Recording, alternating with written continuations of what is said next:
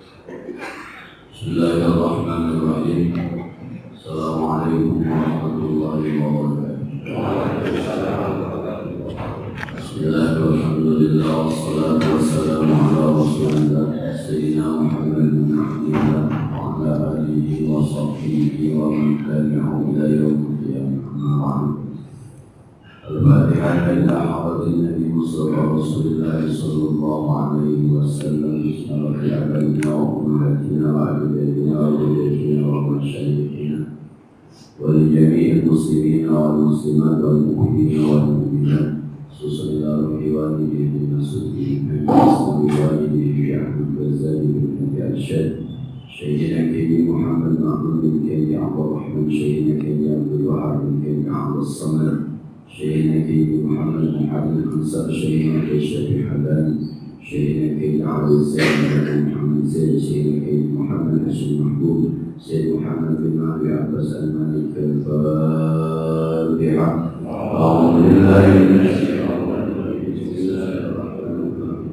Alhamdulillahi Rabbil Alamin Ar-Rahmanir Rahim Iyyaka na'budu wa iyyaka nasta'in ihdinas siratal mustaqim siratal ladzina an'amta 'alaihim ghairil maghdubi 'alaihim waladdallin. Rabbi ighfir li wa liwalidayya warhamhuma kama rabbayani saghira. Bismillahirrahmanirrahim. Qala al-mu'allif rahimahullahu ta'ala wa 'ala man nafa'a bihi wa bi'ulumihi fid dunya. Amin. Bismillahirrahmanirrahim. Anwarun udhina laha fil usul wa anwarun udhina laha fil usul. Pengarang kitab Hikam Al-Iskandari menyatakan anwar, ada cahaya-cahaya Allah udhina yang diizinkan laha bagi cahaya itu fil usul sampai ke hati, wa anwar, dan ada cahaya-cahaya Allah udhina laha diizinkan oleh Allah bagi cahaya itu fiduhur, masuk ke dalam. Kalau kita umpamakan ini adalah hati, maka ada cahaya yang Allah sampaikan ke hati kita, hanya sebatasan sampai tapi tidak masuk. Ada cahaya yang memang masuk ke dalam.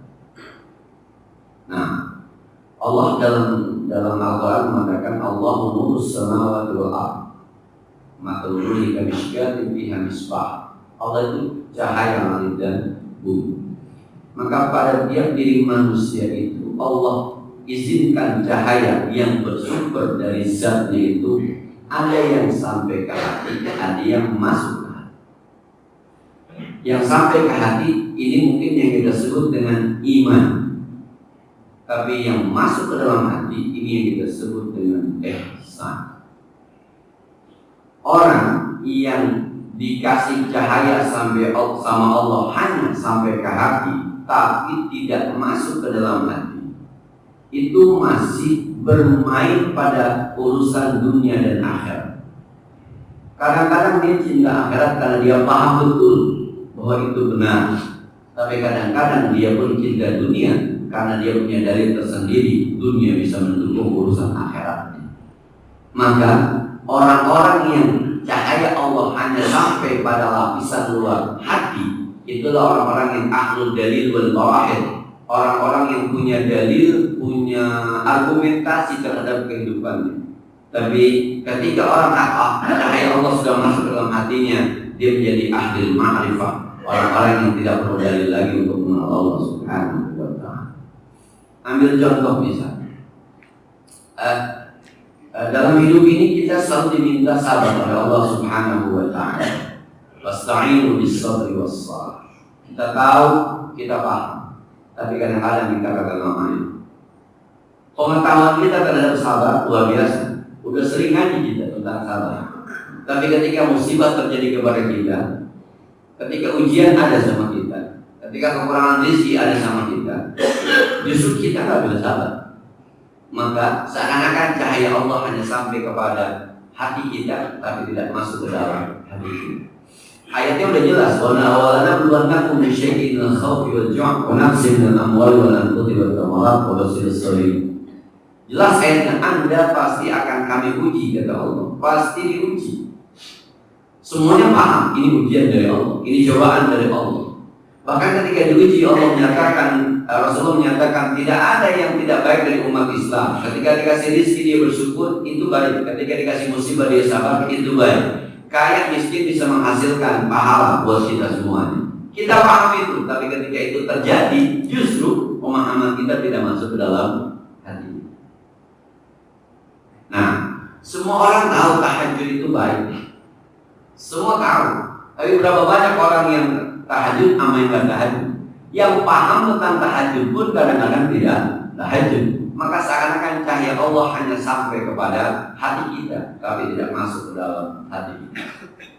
Nah, semua orang tahu yang namanya sedekah itu baik, tapi berapa persen jiwa pelit kita sama jiwa dermawan kita? Kalau ada 100%, maka dermawan kita hanya mengisi 30% atau 20% atau 10%. Karena kita punya duit 1 juta, biasanya amalnya berapa duit paling besar? Biasanya 100.000 enggak lah ya. 50.000 masih belum juga kadang-kadang. 10.000 lah ya. Punya uang 1 juta itu ngamal 10.000 udah banyak. 10.000 dari 1 juta berapa persen kira-kira? Itu kan hanya 1%.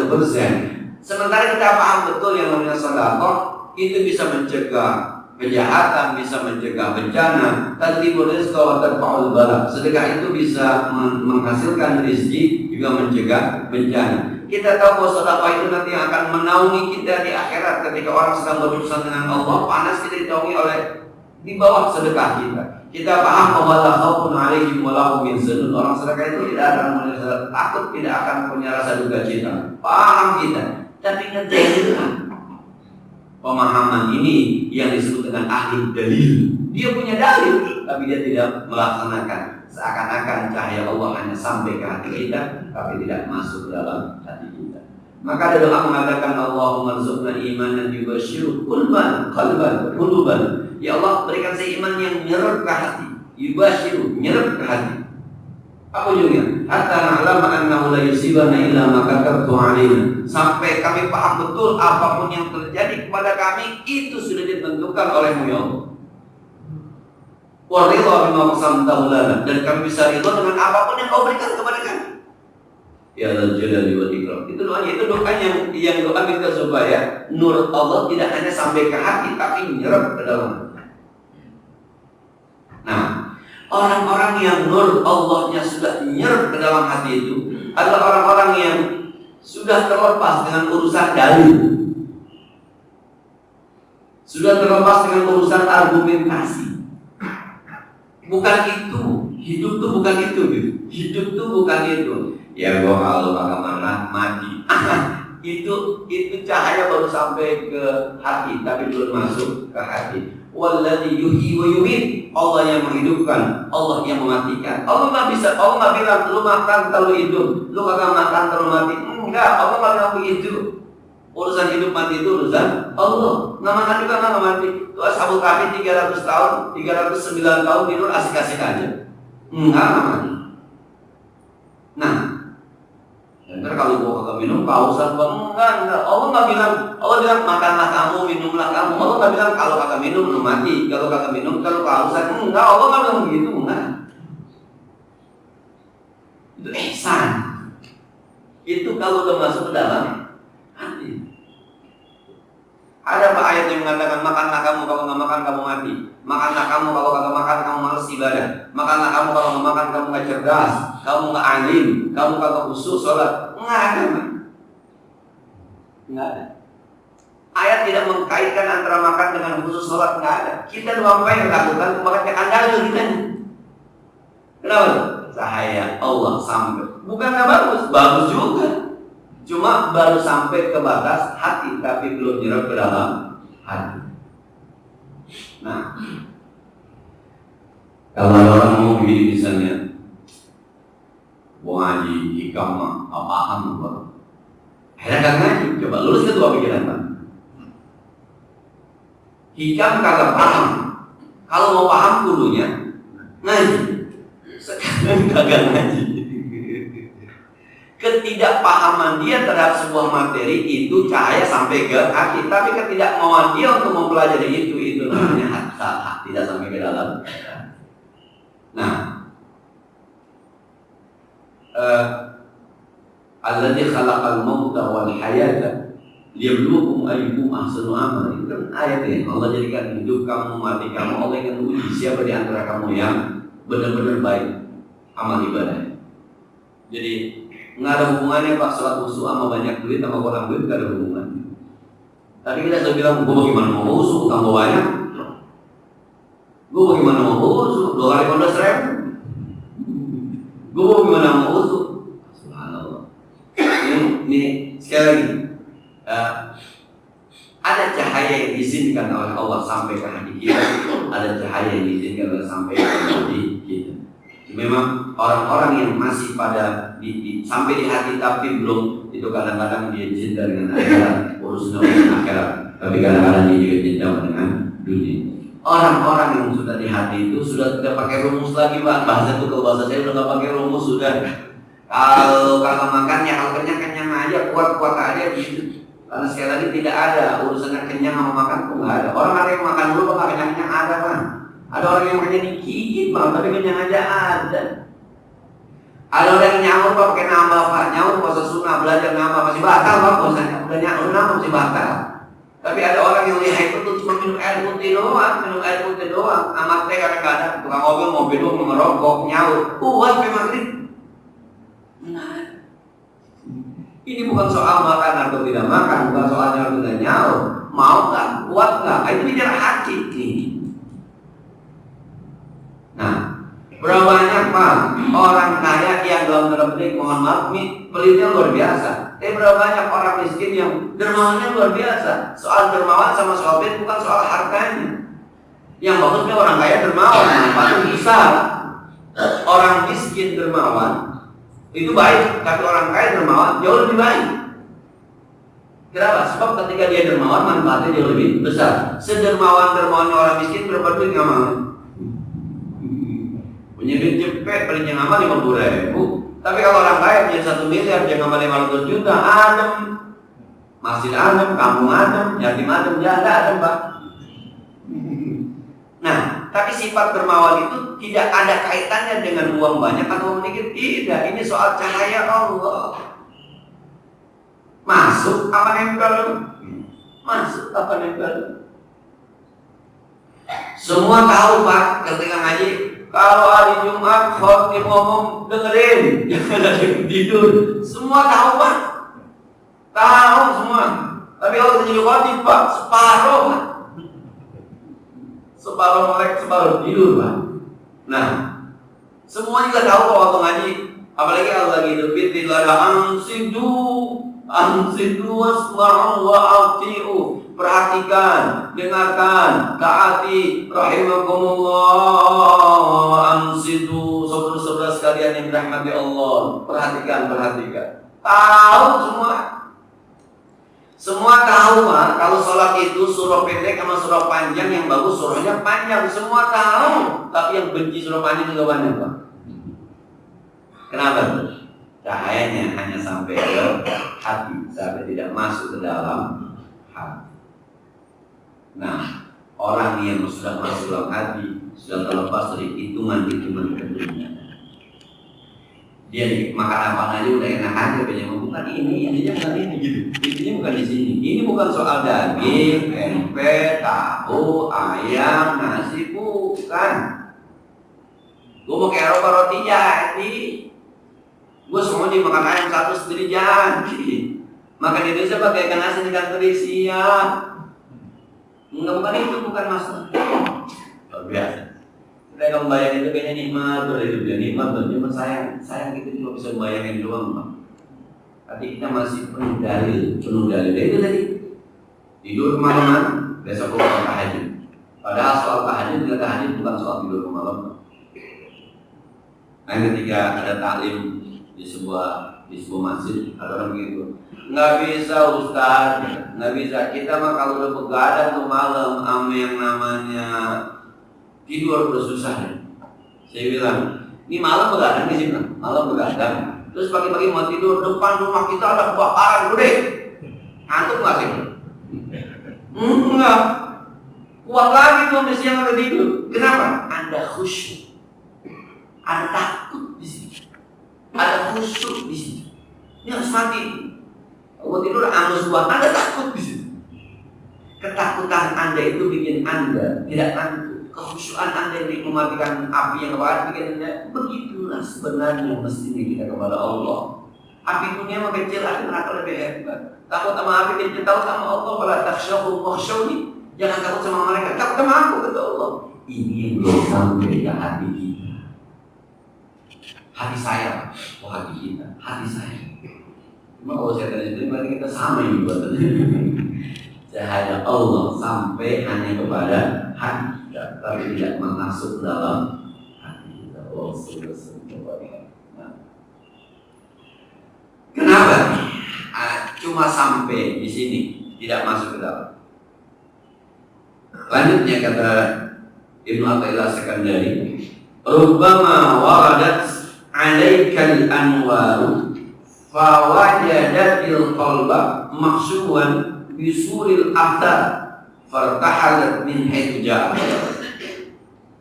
Rubbama ada kalanya, seringkali waradat datang cahaya 'alaika atasmu fawajadat, tapi cahaya itu menemukan al-qalba hatimu mahsuban bisuril athar, penuh dengan urusan dunia, penyuhud yang kita paham kita nggak mau amalin. Kenapa? Sebab hati kita penuh sama urusan dunia. Nah, fartahalat, maka balik lagi tuh cahaya min haitsu ja'at, dari asal. Min haitsu, kembali ke asal. Nah, semua kita paham deh ya, puasa Senin Kamis itu sunnah. Semua kita paham. Pemahaman kita tuh udah sampai ke hati kita tuh, udah sampai ke hati tuh. Sunnah nih. Besok ketika hari Senin ketika kita mau amalin, nggak jadi. Kenapa nggak jadi? Takut lemes. Apa yang menyebabkan kita takut lemes? Besok gua buka warung bisa ngantuk tuh. Dunia tuh. Besok gua kerja nggak kuat ngangkat. Dunia tuh. Lah, besok kalau gua jadi security nggak kuat undang-undang maling. Malingnya belum tentu ada, Pak. Padahal kan puasa Senin Kamis itu lebih gampang dibanding puasa wajib, Pak. Puasa wajib aja tengah jalan sakit batalin. Puasa wajib tengah jalan musafir boleh dibatalin, apalagi puasa sunnah. Puasa aja dulu, entar kalau ada maling kejar-kejar buat minum aja. Wah, kalau nggak batalin nggak minum aja, maling belum ada. Itu ketakutan kita itu karena di hati kita penuh. Jadi cahaya mau masuk nih, Pak, cahaya masuk, nggak ada tempatnya, Pak. Ada cahaya yang namanya pemaaf, cahaya Allah yang maha ampun ghafur, maha pemaaf bagi maha pengampun, memasuk hati kita. Ternyata di dalamnya penuh dunia, Pak. Kita paham orang salah maafin, yang maafin bakal masuk surga. Wal 'afina 'anil nas, surga disiapkan buat orang-orang yang bertakwa. Salah satu cirinya adalah yang memaafkan manusia. Ketika kita disepelekan sama orang nih, di dalam kita ternyata luar biasa, ada merasa suci, ada merasa hebat, ada merasa kaya, ada merasa alim, ada merasa tua. Maka ketika orang salah sama kita dia minta maaf, orang lain maafin, kita maki-maki. Nggak masuk tuh. Kenapa? Terlalu penuh di sini, terlalu penuh. Nah, saya pikir ada benernya juga di berdasarkan dari ada benernya juga, iya bener juga. Sedekah wa ma anfaqtum min khairin fa huwa yukhlifu, apapun yang kamu nafkahkan pasti diganti. Kata Nabi Muhammad sallallahu alaihi wasallam, Bisa dapatin bal yazdad. Tidak ada harta berkurang ketika disedekahkan, tapi bertambah. Manja abil hasanati falahu asyru amsalihha, yang datang dengan kebaikan akan diganti minimal 10. Maka dzalika amwalahum kama habbatin ambatat sab'a nabil bi kulli sibwatin atau habba wallahi ta'ibu man yasha. Yang sedekah infak 1 dibalas 700. Paham semua Pak? Paham. Mau kaya sedekah lu. Enggak ada Quran bilang mau kaya nabung, enggak ada. Mau selamat sedekah lu, enggak ada. Mau selamat masuk asuransi lu, enggak ada. Paham gitu lu sampai di hati. Ngerjainnya Pak, Masya Allah. Beratnya. Kenapa Pak? Sebab di hati kita penuh takut miskin, takut kelaparan. Besok kalau anak gua sakit bagaimana? Anak sehat, ya harus sakit. Dan kalau bini gua beranak, gunting belum. Ngomongin beranak. Allahumma sholli wa sallim wa barik alaihi. Nah, ini cerita aja Pak, cerita saya baca di media sosial.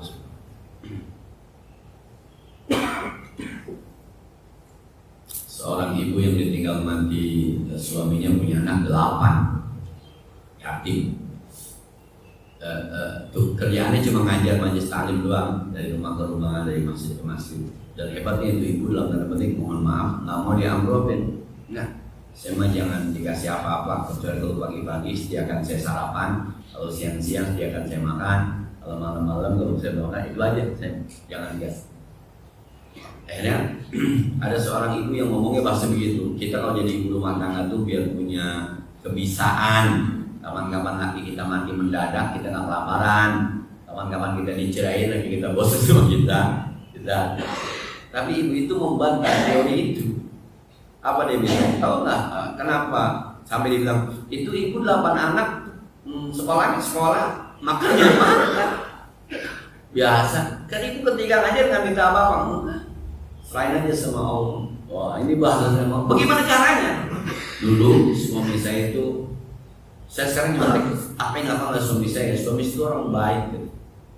Biasa aja hidupnya mah nggak kaya banget juga, nggak miskin banget, tapi apa yang namanya sedekah. Orang datang ke rumah siapapun dikasih aja. Walaupun dia pas-pasan belanja hari itu cuma 100.000, ada di 100.000, orang datang ke rumah 20.000 aja pasti dikasih. Kita kurangin belanja sekarang kalau misalnya tetangga kita, kasih aja dikasih. Satu saat saya nggak tahu lah kebaikan suami saya itu seperti apa di luar, saya nggak tahu. Yang di rumah saya tahu gitu doang. Ketika suami saya meninggal, saya nggak tahu tuh orang datang dari mana aja takziah, sampai uang takziah terkumpul 100 juta. Akhirnya separuh saya simpan buat biaya sekolah anak saya, separuhnya saya buat dandanin rumah saya yang memang sudah mau rubuh atapnya. Udah lama saya minta sama suami saya, emang duitnya nggak ada. Ketika saya serahkan kepada tukangnya, kata tukangnya kurang mbak uangnya ini mah, buat nggak apa-apa nanti di jalan insyaallah ada rezeki. Ternyata ketika saya bangun rumah, banyak orang yang lihat bangun rumah bantuin, akhirnya terkumpul lagi duit 100 juta. Dan sampai saat ini saya tak pernah beli beras karena ada orang yang kirimin beras ke rumah saya 2 karung setiap bulan. Gimana tuh? Kan artinya udah nggak pakai rumus dunia ya gitu, nggak pakai rumus lu kerja dapat duit, lu makan, lu nggak kerja mati, lu nggak begitu, enggak. Karena suami saya dulu seperti itu, maka saya sekarang nyontek. Yang saya bisa apa? Saya cuma bisa ngajarin ibu ngaji, baca Quran, ngajarin sholat. Ya udah itu aja saya ajarin. Emang saya nggak punya harta, itu aja saya sedekahin. Nggak usah amplopin saya, nggak usah kasih saya transfer, nggak usah. Asal saya dikasih makan aja gitu. Tapi kebaikan itu yang sekarang akhirnya jangan pernah khawatir dengan karunia Allah. Begitu kan? Di kepala kita, matematikanya nggak nyambung. Maka ada teman saya bilang kalau hidup ini jangan ta'akuli, hidup ini ta'abudi. Kalau hidup ta'akuli capek kita, gaji 3,5 juta, dihitung-hitung pakai ta'akuli. Listrik sekian, air sekian, jajan anak sekian, bayar kontrakan sekian, cicilan motor sekian, belum gajinya udah mati gitu. Hidup ini ta'abudi, kerjain aja yang Allah perintahkan dalam hidup ini, nanti Allah yang ngatur. Ternyata kadang-kadang gaji cuma 2 juta, nggak cukup, lebih. Pas dijalanin, lebih ternyata. Nah, Teman saya bilang begini dulu, sekarang jadi kepala sekolah di sebuah sekolah. Ustaz, waktu saya jadi guru dulu tahun 98 tahun 99. Waktu saya belum nikah, itu gaji saya Ustaz 1.200.000. Kurang. 1.200.000 kurang. Pas saya nikah Ustaz, gaji saya 700. Cukup. Gimana gitu coba? Jadi bahasa kalau orang nikah itu dikasih rezeki sama Allah, wan kibul ayam minkum wasahilina min ibadikum iyakunu fuqara ayunihimullah min fadlih. Nikahlah kamu kalau kamu susah dikayakan oleh Allah dari karunia-Nya. Itu bahasa dikayakan bukan duit ditambah, bukan. Tapi ada saja keberkahan-keberkahan. Coba teman-teman yang pernah ngerasain, dalam tanda petik mohon maaf, kalau hitung-hitung gaji kita kagak cukup, tapi ternyata sampai sekarang kita masih hidup. Gaji 2,5 juta, makan apa lu? Nasi juga kita makan ternyata. Makan apa lu? Makan juga ternyata kita. Nasi juga ada juga lauknya. Bahkan kadang-kadang orang mepet ada. Kalau orang lah ngundang bikin hal, kalau orang lah ngundang tahlilan, tetangga lah pakai nikahan, pakai ngundang. Yang diundang 40, yang datang 20, akhirnya maunya serem gua besek, sepagi sore kagak masak kita ya. Hal-hal semacam itu tuh, itu gerakan Allah buat kita. Jadi cahaya ini mau masuk, sebenarnya mau masuk, cuma memang urusan dunianya kita terlalu besar di sini. Maka akhirnya kalkulator Allah kita nggak pakai, yang kita pakai kalkulator kita. Ada di Quran kita disuruh jadi orang kaya, jadi pejabat, jadi orang yang disegani di Quran. Ada di Quran kita disuruh jadi orang alim, enggak, disuruhnya ngaji. Ada di Quran kita disuruh jadi ulama, enggak ada. Nanti Allah yang ngangkat. Maka Allah bilang innama yakhsyallaha min ibadihil ulama. Yang paling takut itu ulama. Ulama itu ketika dia nuntut ilmu itu Allah yang ngangkat derajatnya. Ada Pak orang-orang, saya ketemu orang-orang yang mohon maaf ya, kalau bahasa hadis kan la ya'riful fadlu illa ahlil fadli dzul fadli. Yang tahu kelebihan ada pada seseorang, orang itu punya kelebihan. Maka diungkapkan la ya'riful wali illal wali, tidak ada yang kenal dia itu wali kecuali wali. Taruhlah Pak, saya bermain di ilmu agama. Ada orang awam yang ketika bicara ilmu agama, menurut saya ini orang alim. Lah kita kan tukang ngaji Pak, kita bisa mengukur Pak. Ini orang alim, ini tukang ngaji dulu. Ketika saya ngomong bener ternyata tukang ngaji. Lah saya bilang ini ngapain di sini orang-orang ngajar ngaji? Apa dia bilang? Masing-masing ada maziah. Allah berikan saya ilmu mungkin hanya untuk saya dan keluarga saya, tapi tidak untuk orang lain. Tapi ada orang yang mungkin dikasih ilmunya sedikit tapi bermanfaat buat orang lain. Allah yang atur. Jadi itu Pak kalau diukur Pak, kalau menurut saya ini kalau orang bisa ngajar jadi kiai besar nih Pak. Tapi enggak, dia ngaji, orang ngaji ikut aja ngaji di pojokan. Padahal apa yang kita sampaikan mungkin sama dia udah jauh tertinggal itu. Tapi dia tidak dimunculkan dalam tanda petik oleh Allah. Begitu kira-kira. Jadi bukan soal ilmunya bukan, tapi Allah angkat kealimannya menjadi ulama. Nah, sekali lagi ya, kenapa cahaya Allah nggak masuk? Kenapa kita udah tahu tahajud bagus kagak mau tahajud? Kenapa kita sedekah bagus nggak mau sedekah? Kenapa kita gitu dia nggak mau? Ternyata urusan dunia di dalam hati kita ini masih terlalu banyak. Akhirnya cahaya itu yang tadinya udah mau masuk akhirnya tidak masuk, balik kali ke Allah Subhanahu wa ta'ala. Maka besok-besok kita punya dalil sedekah yang banyak-banyak, yang penting ikhlas tuh. Nah, sholat masuk yang banyak-banyak, yang penting khusyuk tuh. Ini lari nih, karena cahayanya udah lari gitu. Kenapa lari? Dunianya adalah bayang subuh baca an-nawa sama an-nasi'ah. Kalau demen kali Woi, ini bukan urusan lu demen pekada. Mayan pakai ngurusin makmum. Woi, makmum demen ke bacaan abang nggak begitu bukan. Baru an-naba ama an-nazi'at jangan protes. Coba Al-Baqarah Malik Imran. Silakan Anda protes. Subhanallah. Nih, kenapa tuh? Sebab di hati kita tuh, gua kan lagi pengen lari pagi, gua kan pengen main sepeda, gua kan pengen tidur lagi. Dunia tuh di hati kita penuh. Maka besok tuh, ini kan udah di sini nih, udah tahu bahwa akhirnya ini kabur nih, lari. Besok baru ngeliat imamnya itu nggak sembahyang. Bogang masuk masjid, males. Jalan si Ani imamnya panjang. Allah sallallahu mubarak alaihi ya Allah. Nah, ini nih, subhanallah. Saya baca ini udah 3 hari yang lalu saya ulang-ulang ini mutolaah saya bilang iya ya. Semua saya mungkin ini bapak-bapak juga ngerasain seperti itu. Jadi akhirnya ilmu yang kita pahami menjadi mentah lagi, yang kita udah yakinin mentah. Mohon maaf Pak, karena lagi ramai nih ulama-ulama yang dalam tanda petik.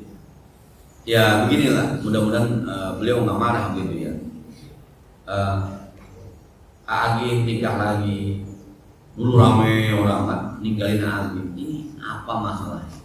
Ada orang baik menyebarkan akhlak, bicara tentang muhasabah. Semua di kepala kita itu baik.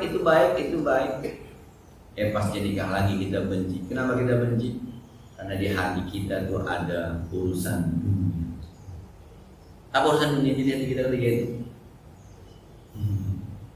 Bukan Ustaz, aku pernah bohong. Lu pernah bohong gak? Allah. Nah, belakangan Ustaz Mansur ya, yang sedang dalam tanda petik ramai lagi. Nah, apa salahnya Ustaz Mansur sama kita secara pribadi? Apa salahnya sama kita? Nah, bukan Ustaz dia bela kelompok Jokowi begitu. Ma'ruf Amin juga ngomong Jokowi, lu gak berani maki-maki. Ma'ruf Amin bukan lagi membela, malah jadi wakilnya. Pada tetap tuh di Facebook tetap sopan santun itu guru kita, tetap begitu ngomongnya. Nah, ini ada apa? Jangan-jangan urusannya dunia sehingga kita tidak bisa menghormati orang lain. Yang kita khawatir. Jadi sebenarnya cahaya Allah maafin aja. Itu udah ada tuh, udah ada. Tapi akhirnya karena di dunia ini udah bicara segala macam, akhirnya ini lari. Besok kita orang-orang ulama yang masuk ke dunia politik kita benci. Di Pak main udah di Pak nih, naudzubillah dia sekarang. Besok misalnya pemilihan gubernur. Satu sisi misalnya Anies Baswedan nyalonin lagi, satu sisi Neno Warisman nyalonin Pak. Kita ribut lagi Pak. Ribut lagi kita ya. Yang satu isunya Syiah, yang satu isunya perempuan haram jadi gubernur lagi enggak Pak, rame lagi. Padahal kita paham tuh. Ini Islam dua-duanya. Ini tetap aja karena mungkin di hati kita. Ya. Boleh nggak sih Pak bini salah? Bukan yang boleh Pak, harus bini salah. Sebab bini kita manusia Pak, kalau udah salah repot Pak. Kita paham manusia bini kita. Harusnya ketika bini salah, iyalah lu manusia, kadang-kadang ayo maafin aja. Mesti gitu, tapi kadang-kadang justru kita menjadi bini kagak paham, gua heran lu. Kenapa? Sebab di hati kita ada kemauan bini kita cerdas, bini kita hebat, bini kita. Lupa bukan bini kita manusia. Wa khalaqal insana dha'ifa. Manusia itu lemah. Boleh nggak lagi salah? Oh boleh banget. Dan balik juga manusia nggak boleh salah mulu. Maafin aja. Kenapa kita nggak mau maafin tuh? Ada suami salah dikit doang, bini marah-marah. Abang mah, ya mah dulu kan ambil baju baru. Lah kemarin lebaran, lama mah. Boleh nggak laki susah? Oh boleh banget. Hidup kan begitu memang. Ada turun, ada naik. Kadang-kadang laki kaya, kadang-kadang lagi susah. Kayanya syukuri, susahnya sabari. Itu ilmunya. Tapi karena di hatinya ada urusan dunia, ya susah mulu. Jadi nggak pernah kondangan. Kondangan banyak banget dari ini. Baju tapi gue nggak pernah. Ini karena itu dunia. Subhanallah. Jadi kata Ibnu Athaillah Sakandari, ini menyebabkan kenapa cahaya nggak masuk sekali kembali kepada Allah. Terakhir Pak, kata Ibnu Athaillah Sakandari, ujungnya bilang, farriq qalbaka minal aghyar yamla'uhu bil ma'arifati wal asrar. Kosongkan hatimu, farriq, kosongkan hatimu dari segala urusan dunia. Nanti cahaya Allah akan memenuhi dengan makrifat dan segala macam bentuk rahasia. Ini rahasia dunia Pak.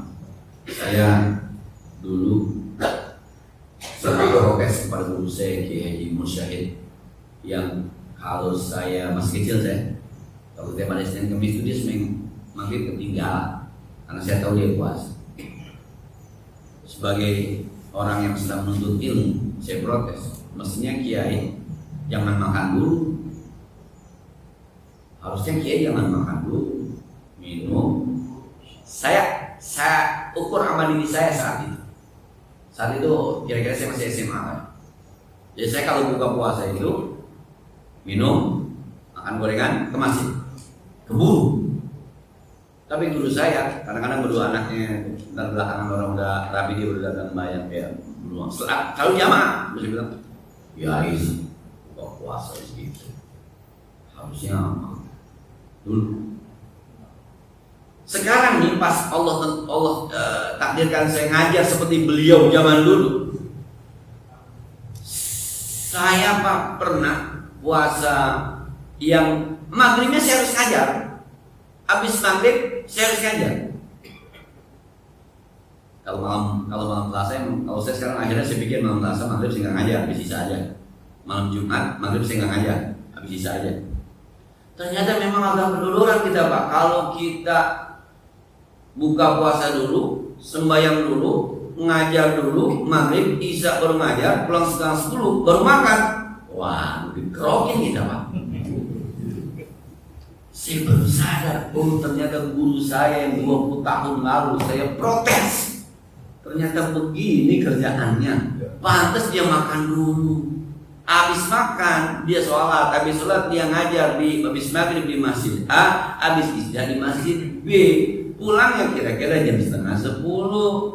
Lah kalau buka puasa pulang setengah 10, Senin setengah 10, ya maghrib ya Kamis setengah 10, dikerokin Pak pulang aja. Saya baru sadar dari ternyata dulu saya salah. Nah, jadi kadang-kadang memang anak muda itu kalau orang tua, kalau pengalaman tuh. Sama kala ilmu Pak, ilmu yang dalam tanda petik bukan ilmu di sekolah.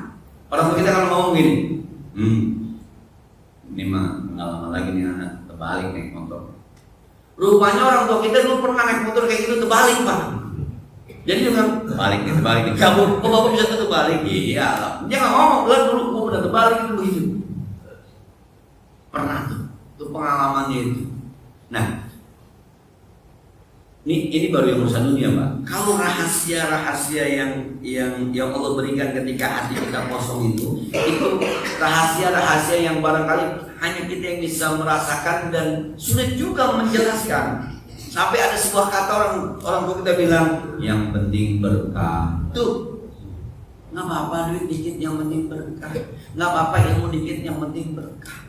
Nggak apa-apa anak Bandung yang penting berkah. Nggak apa-apa bini brengsek yang penting berkah. Berkah buat siapa? Berkah buat dia. Karena dia merasakan udah nikmat. Ini asra. Salahnya apa? Kosongkan hati. Jangan takut miskin, gitu kali ya. Jangan takut miskin, jangan pengen jadi orang kaya. Kalau Allah tarikan kaya, jangan ada pengen. Sudah tahajud juga, tahajud aja. Jangan pikirin macam-macam, duha aja. Jangan pikirin macam-macam. Subhanallah. Nah, kita simpulkan dulu ya. Yang pertama, ada cahaya Allah yang sampai ke hati, tapi tidak masuk di hati. Sebenarnya cahaya Allah ini pengen masuk ke hati. Cuma karena di hatinya terlalu penuh dengan urusan dunia, maka cahaya Allah tidak masuk ke hati. Dikhawatirkan suatu saat cahaya yang menempel di hati akan kembali kepada Allah Subhanahu wa taala. Itu tadi. Kita tahu sedekah, tapi di hati kita takut miskin, maka akhirnya kita tidak bersedekah, kemudian ini kabur, sebuah dalil muncul, nggak apa-apa dikit, yang penting ikhlas. Padahal tadinya sudah. Nah, kita tahu bahwa namanya sholat, semakin lama kita berdiri, surah kita panjangin, itu berarti kita semakin lama berdiri di hadapan Allah Subhanahu wa taala. Saya ulang, berdiri di hadapan Zat yang Maha Segala. Kita baca An-Naba panjang, itu berarti kesempatan kita berdiri kepada Allah jauh lebih besar dibanding kita baca Al-Kautsar atau Al-Ikhlas. Tapi kita nggak mau ngamalin, kenapa? Sebab di hati kita di dalamnya masih ada dunia, pengen buru-buru kerjaan, pengen buru-buru ke lembaga, pengen buru-buru olahraga, pengen buru-buru kembali ke rumah. Maka akhirnya dicabut, maka muncul dalil kita yang penting khusyuk, surah Ma'afah, gitu. Akhirnya surah panjang kata khusyuk juga. Maka kata Ibnu Sina, farrek qalbak, kosongkan. Kalau Anda ingin merasakan bagaimana nikmatnya ma'rifat, bagaimana nikmatnya aslah, kosongkan. Belajar, kosongkan. Nah, mudah-mudahan ada manfaatnya ya. Sebagaimana biasa barangkali yang perlu kita diskusikan lebih lanjut tentang ini apa yang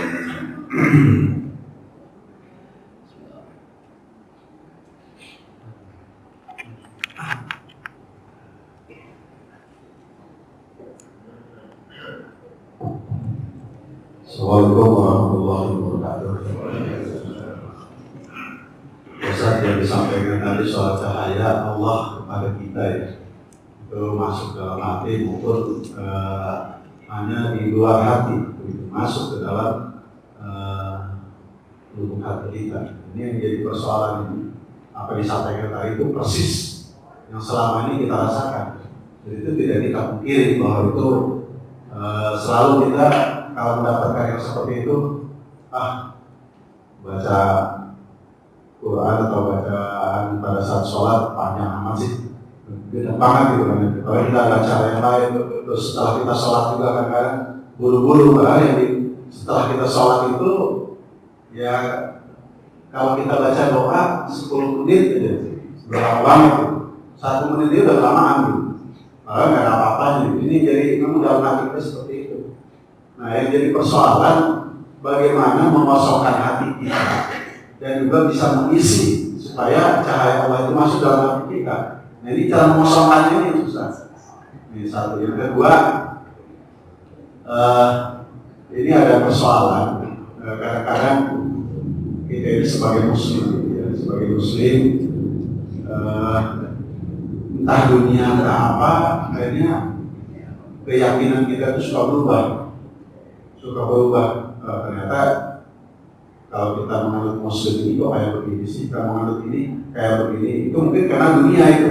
Jadi sehingga pikiran ini suka ngaco, sehingga banyak orang yang keluar dari murtad dari muslim ini. Bagaimana caranya untuk menyelesaikan itu? Terima kasih. Assalamualaikum. Minggu yang lalu itu kita sudah mendapat nasihat dari guru kita Imam Al-Sakandari. Ada dua hal yang kita bisa mengosongkan harus kita pelajari. Pertama, sangat ketakutan yang luar biasa, khaufun mustaqim. Ketakutan yang luar biasa itu bisa juga takut mati. Kalau sembahyang binanya suatu mati gimana? Tapi kalau kita takut orang-orang yang awam kayak kita, takut mati, takut masuk neraka. Tapi ketakutan yang harus luar biasa. Bisa jadi suatu saat, naudzubillah ya, terjadi kecelakaan lalu lintas yang menyebabkan dia itu terkapar selama 1 bulan. Kemudian baru sadar, ya Allah, ya untung masih hidup, itu bisa jadi, tapi itu kosong. Itu orang-orang. Tapi kalau tingkatan yang ulama, yang ditakut itu takut terhijab dirinya dengan Allah. Di salat al-basar kami amyan, tahu amyan? Nggak ada nilai, nggak ada rasa. Bayang aja, rapi aja, dikit aja, dua-duanya nggak ada rasa. Itu yang dikhawatirkan. Ini amat bayang. Ada orang nanya sama saya, Allah alam, orang awam, orang alim, Ustaz. Kenapa ya? Kalau bangun malam saya 2:30. Tahajud itu gampang menangis. Tapi kalau saya kesiangan jam 4 aja, saya nggak bisa nangis. Jadi kalau bangun setengah 3 itu tahajud bisa nangis. Ada rasa. Tapi kalau jam 4 karena mungkin rasanya terburu-buru, nggak bisa nangis. Nah, jadi itu satu ketakutan yang besar. Dulu zaman krisis tahun 98 tuh ada orang yang kaya banget kemudian bus jatuh miskin banget. Ketika miskin banget dia mulai tersadar tuh. Coba dulu gue sedekah ya. Coba dulu. Sama dia lihat ada orang-orang yang dalam tanda petik kayaknya jauh lebih rendah dari nggak kayaknya miskin. Ketika tadi krisis dia jatuh belum sampai mau stres itu orang asik-asikan. Duitnya 3 miliar, 4 miliar, sekian triliun yang itu lebih yang paling gede 500.000. Tapi ketika ini jatuh, kemudian dia tersadar bahwa oh ini juga yang bisa jadi begitu. Ada khaufun muslim. Atau yang kedua, syauqun mulfikun, ada kerinduan yang menyengat. Apa rindunya? Kalau kita orang awam pengen masuk surga, pengen ketemu Nabi, saking pengennya bisa ketemu surga. Tapi kalau orang-orang alim begitu dia pengen yang namanya, yang pengen ma'rifat, betul-betul mengenal Allah Subhanahu. Dua hal, sangat takut dan sangat pengen. Yang kedua memang nggak bisa dihindarkan. Jadi kita itu umat Islam yang dimaksud dengan umat dan wahidah, umat yang satu Allahnya, satu Nabinya, satu Quran. Tapi urusan pemahaman itu nggak bisa disatukan. Saya pernah baca buku agama-agama dunia karangan Klein. Kristen itu lebih dari 2.000 sempalan perbedaan. Yang muncul ke permukaan cuma 2, Kristen Protestan dan Kristen Katolik. Tapi ada Anglikan Kristen namanya, ada Kristen Ortodok yang mirip-mirip pakai mukena, pakai peci sembahyang ini. Yang kalau kata di Facebook tuh hati-hati ada agama baru, itu bukan agama baru, itu Kristen Ortodok. Nah, sama hampir, kalau itu bicara tentang pemahaman. Nah, yang penting buat kita, jangan merasa bahwa apa yang kita pahami adalah kebenaran mutlak. Begini Pak, lama beredar. Anak kecil yang belum sunat kagak boleh sembahyang di masjid. Lama nih Pak beredar. Saya termasuk jadi korban yang waktu kecil. Sudah belum, Nah siapa nih belum sunat ke depan nih? Ini memutuskan apa? Sah. Dari mana? Ternyata ketika saya baca-baca ketemu Pak di kitab Muqnil Muhtaj. Muqnil Muhtaj itu nggak bicara tentang anak yang belum sunat, enggak. Gimana kalau orang sembahyang di tangannya ada tali, yang di talinya itu ada di leher anjing Pak. Jadi dia ngangon anjing sembahyang. Allahu Akbar. Kan awalnya tuh sholat kalau kejatuhan najis batal. Sekarang kalau ada tambang nempel sama anjing, diikat di tangan kita, lagi sembahyang anjingnya narik lagi. Ini termasuk kejatuhan najis nggak? Itu awalnya. Atau ada orang yang punya perahu Pak, perahunya isinya kotoran sapi buat pupuk, dia sembahyang, kalau perahunya ke bawah arus, maka perahunya talinya dipegang. Kadang-kadang kalau jalan ditarik tuh perahu, itu termasuk jatuh najisnya. Itu masalahnya. Dari sekian banyak pendapat, ada pendapat mengatakan termasuk, ada pendapat yang mengatakan tidak termasuk. Dikiaslah di anak yang belum sunat dengan asumsi di mulutnya ada najis. Kalau asumsi itu benar, tetap ada 2 pendapat kan Pak? Ada yang bilang iya, ada yang bilang nah, tapi kita menyatakan bahwa pendapat kita adalah yang paling benar. Sampai sekarang kan di mana-mana masih ada belakang. Dia tidak berpikir bahwa ketika ada orang yang kenapa anak saya diusir, kan marah bapaknya. Kalau dulu apa orang kampung kita semua Pak, encangnya yang minum mundur, encing yang minum mundur. Maka encang sama encing gak ribut-ribut, siapa yang minum mundur? Encing mana, encang ya belah. Nah, yang minum mundur engkongnya, siapa yang berada dalam engkongnya. Nah, sekarang kita udah rame-rame Pak, bisa jadi ada orang tua yang marah, anak gua sembahyang, gua udah cebokin, gua udah mandiin, gua rapiin di depan, diusir maki-aki.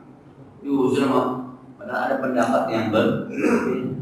Ini yang kadang-kadang kita kurang bisa terima berbeda pendapat bahwa dan dua-duanya ulama yang ngasih pendapat. Nah, yang itu tuh yang kadang-kadang kita merasa bahwa pendapat kita lah yang paling benar. Orang beda pendapat kita, padahal pendapat itu juga dinisbahkan kepada para ulama. Ini yang harus kita pahami bahwa urusan Qur'aniyah, urusan yang lain pasti kita berbeda pendapat. Tapi jangan berubah Qur'annya, jangan berubah hadisnya, jangan berubah Tuhannya, jangan berubah Nabi. Selama itu, makanya disatukan asyhadu an la ilaha illallah wa asyhadu anna Muhammadar Rasulullah. Tu'minu billah wa malaikatihi wa kutubihi wa rusulihi. Soal imam-imam mazhab kita diminta tidak ada kaitan dengan iman. Yang mau pakai Syafi'i silakan, yang pakai Maliki silakan, pakai Hambali silakan, yang mau pakai Hanafi silakan, selama Anda memahami itu. Nah, itu tuh kadang-kadang yang menyebabkan kita agak lari. Banyak orang lari dari Islam karena banyak ribut. Sebenarnya dengan manfaatnya. Bismillahirrahmanirrahim. Alhamdulillahirabbil alamin. Arrahmanir rahim. Maliki yaumiddin. Iyyaka na'budu wa iyyaka nasta'in. Ihdinas siratal mustaqim. Shiratal ladzina an'amta 'alaihim ghairil maghdubi 'alaihim waladdallin. Allahumma shalli wa sallim wa karim wa barik 'ala sayyidina Muhammad wa 'ala ali sayyidina Muhammad. اللهم انفعنا بما علمتنا وزدنا علما نافعا ربنا زدنا علما نافعا وفهما صائبا ولسانا ذاكرا قلبا شاكرا اللهم انا نعوذ بك من علم لا ينفع من قلب لا يخشع من دعاء لا يشفع من دعاء لا يسمع ونعوذ بك من هؤلاء الامر صلى الله عليه وسلم محمد وعلى اله وصحبه وسلم الحمد لله رب العالمين السلام عليكم ورحمه الله وبركاته.